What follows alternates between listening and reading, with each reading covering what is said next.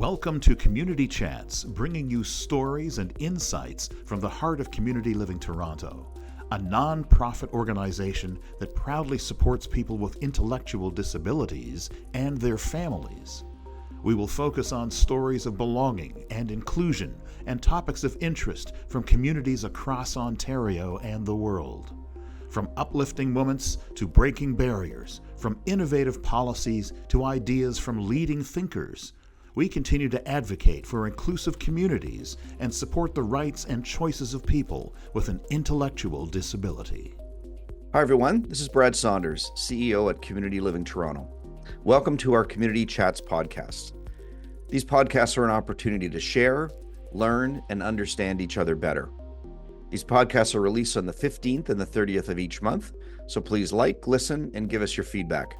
These are one of the ways we want to stay connected, and we value your feedback.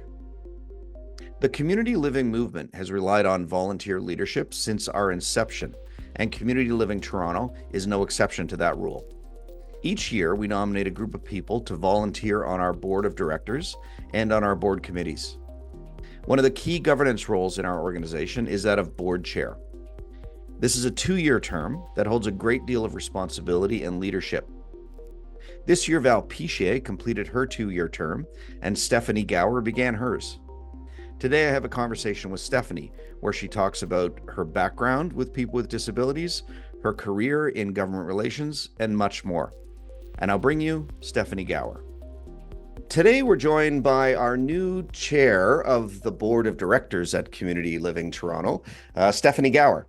And Community Living Toronto is run on volunteer power, and Steph has been one of our longtime volunteers associated with us for a number of years. So I thought it'd be a great chance for people to get to know Steph a little bit more. Steph, welcome. Thanks, Brad. Thanks for having me. Glad you could join. Maybe just start for people that don't know you. Maybe tell us a little bit about yourself and how you got involved with community living, the community living movement, and Community Living Toronto in particular. Yeah.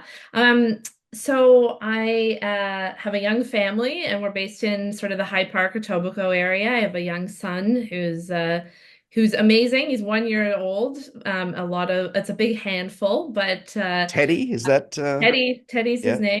Yeah. And my sort of day job, I'm a government relations consultant in the health and life sciences sector. I grew up in Etobicoke and born and raised and stayed in sort of the area. Okay. And my first sort of involvement with the community living movement was, I think it was back in 2015, maybe or so. I worked for, now it's called Inclusion Canada. Back then it was the Canadian Association for Community Living. And I was leading a lot of the development, so fundraising at the time. And, I had sort of a few friends that were involved in the sector and through families and siblings and that kind of thing. But that was my first real interaction. And then following that, I moved to a different charity, always kind of followed along with what was happening. And I've worked, for a whole host of different politicians, many of them which are, big supporters of the community living movement or other organizations. And then I found myself working for a consulting firm, and this is so long ago, I can't even believe it. Yeah. It's 8 years ago now, and we were working with Oasis. And so I was the lobbyist. I think that's where we met through the work with Oasis. Yeah. Yeah, so that was I was Oasis, one of the team members and lobbyists that worked on that file for a number of years, and Community Living Toronto, and some partner organizations on some housing issues and a whole host of different things. So, yeah, we made a lot of progress. That was good work. It was Fun great times. work. Yeah, and then the pandemic hit, and I decided to change jobs. And and you just wanted my help for free now. So. Yeah. Why pay for what you can get for free? Exactly. So I joined the the government relations committee first, and then the board. Yeah. Excellent. So now the role of chair, it's a big job at an organization of our size. There's a lot of there's the managing of meetings and sort of running a board, and working closely with me and sort of some of the senior leadership team. And then there's events that you go to and just there's a lot to it. And, you describe you've got a busy job and career and you've got a young family. What inspired you to take this on at this time? I think we're at a really sort of unique time for a lot of charities and nonprofits right now. And the pandemic really shifted, you know, typical fundraising, I would say, for a lot Mhm. of groups. But you know, as well, I think it's also a unique time in politics, right? And so having governments as our biggest funder as well, I think it's an interesting sort of intersection for me of supporting a sector that is often, I don't want to say forgotten, but is Yeah. often, you know, not prioritized as we see a lot of other groups, especially in the health sector and that kind of thing, prioritizing that with governments that are either looking for re-election. We're probably anticipating a pretty substantial change federally. So, what are the opportunities there from an organizational standpoint on housing, that kind of thing, to be elevating? So, I think it's a really unique time where I can sort of mesh my day job and my government relations interests and all of that with an organization that is a leader, I would say, in the sector, and I would say not just in Toronto and Ontario, but across the country. Yeah, I think we can achieve a lot right now. So that's why I'm doing it. And there's always it's the one thing about government and the needs of a province like Ontario. It seems like there's infinite need and finite resources. And our sector has had varying degrees of success with some of our advocacy, both at the city level and provincially and federally. What is there? Are there a couple? What works and what doesn't? Is it enough to be right? Is it enough to just have a compelling case, or what are some characteristics of campaigns or pitches that we've made as a sector that you've been involved with that are home runs versus ones that aren't? Well, I think you'll remember probably from when I was Oasis working on those files, I always said the sector needed to be unified with what the message was that you were sharing to government. And it doesn't matter which level of government we're talking about. When you're seeking funding from the government, and we're talking, you know, substantial dollars here as well, Yeah, you can't have a fragmented sector that is not on side, you know, and really you know, focused and singing from the same song sheet, right? So every agency in this example needs to do that. And that's why I think the Five to Survive campaign was pretty successful because yeah. everyone came together. I think it also put you know, the face to sort of the agencies. It was, we were leading with the people that are integral, the people that we support and serve, right? And their families and the communities, and what this would mean if we didn't see a substantial increase. So Mhm. I think you can't go into any sort of government relations efforts without, or you can't go in leading with the problem. You have to go in with what's the solution and what is this going to do, but then remind government who is this actually, and these are your voters, these are your constituents that you're impacting by not, you know, providing a substantial increase. So I think singing from that same song sheet and being really aligned on our messaging is key. And then putting the sort of the people first. Okay.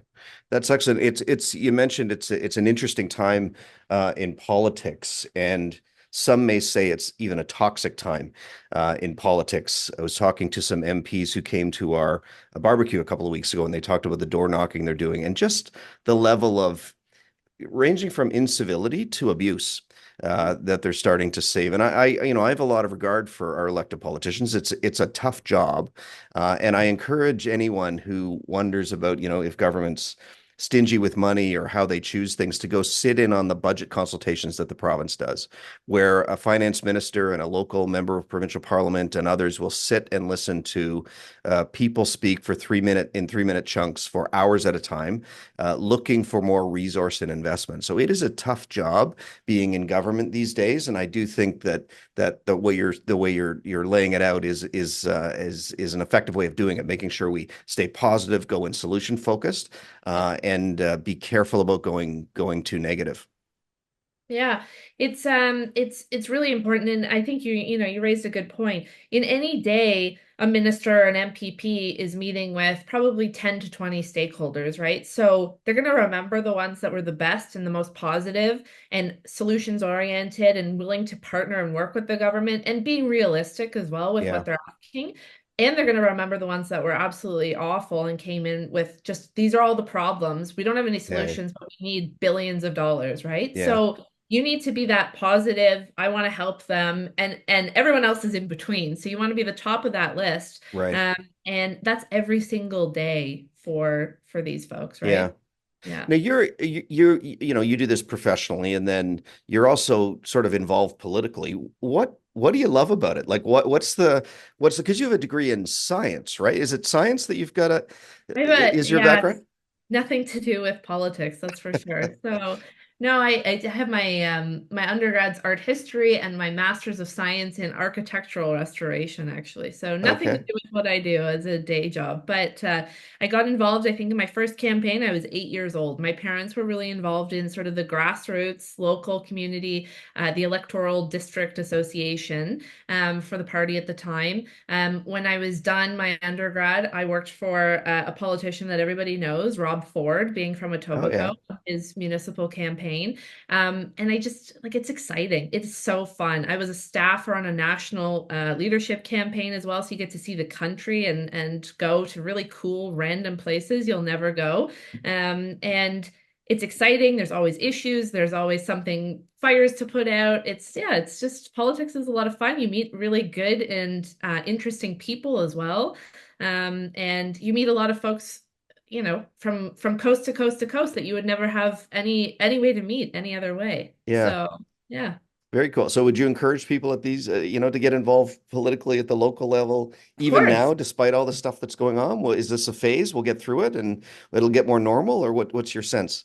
Well, I think if anything, now is a time of great change, right? And Yeah. so you have sort of any passion to or a strong desire to change sort of your local level government or provincial or federal, right? How better of a way to do that than to be out there and supporting if it's your local candidate or the party Yeah. itself. And I don't, it doesn't matter who it is, but then at least you feel like you've really contributed to it as well. Yeah, for sure. It's starting to feel like more of a duty that we all have to pay attention to because it can Yeah, get away from you, and absolutely. hard to pull back once you've lost it. Yeah. Um, you mentioned a degree in art history, which is a great segue to at the beginning of this. Before we started, we were comparing artwork Yeah. in our background. I've seen that picture a lot, and I've got one similar, but we haven't actually talked about it until just lately. So, tell me about the artwork that you've got I behind was on a behind I you. was on a call. I think we were doing our one of our strat plan meetings or it was in a video behind Susan, I think, and our former chair. And I said Angela a note and I said, I have to have that painting. I love it so much. And it's from Creative Village Art and Conrad is the artist. And I sit here in my office all day long on conference calls for work, and the amount of people that have asked me Yeah, about it that think it's just such a great, talking point as well, and really, to support a local artist, but it's stunning too. And yeah. I same as the one behind Yeah, I've you. got one behind me too, and it's I mean I love it. It's visually Yeah, stunning, and Conrad is a prolific artist, and he's working. I'm at our East Mall site, and he's working out of here on a regular basis. Actually, he when I bought this, he told this is part of sort of a series of jungle themed paintings okay, that he did. So interesting that we've got, I think there's a number of them. I don't know how many, but it's a limited series that we're lucky enough nice. to both have. Um, a little bit, we've done in terms of advocacy, just to pivot back to that a little bit. We've, in the last number of years, what's been important to Community Living Toronto is making sure that we're putting the voices of the people that we support out in front of our advocacy or amplifying those voices as much as we can. And our influencers group is one of the ways that we've done that.